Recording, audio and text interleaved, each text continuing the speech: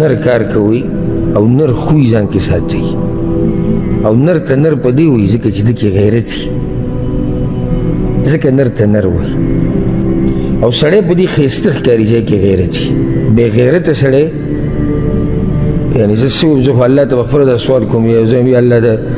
بې غیرتۍ د ژوند نه مې ساته که هغه د ایمان سره تعلق ساتي او که هغه دنیا بې غیرتوب وي داسې بې غیرتوب د ژوند نه د ځمکې خېټه ښیي چې سړی پکې پرېوځي کوشش دا کوئ چې هر هغه کار چې هغه دلالت کوي د سړي د غیرت په کموالي باندې هغه ځان لرې کوي نر کار کوي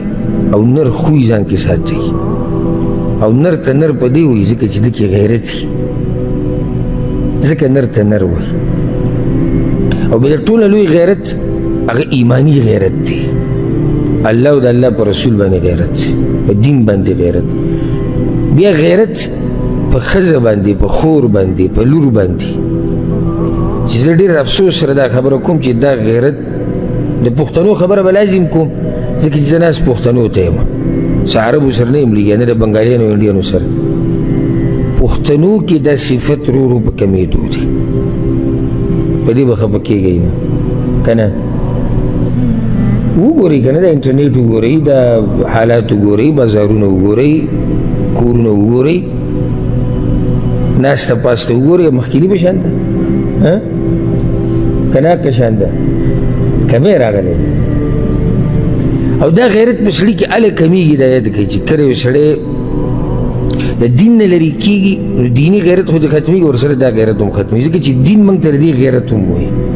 او ځکه پیغمبر صلی الله علیه وسلم هغه کس ته چې په خور لور مور ښځه باندې غیرت نه کوي هغه ته الدیوث ویلی موږ چې ورته دوس وایو بلکې ګوره پیغمبر صلی الله علیه وسلم وایي چې یو سړی د خپل اهل په دفاع کې د هغوی د عزت په دفاع کې مړ شي دا شهید دی ولې ولا دا مرتبه ورکړې ځکه شریعت ته دا بېغیرتوب نه ښیي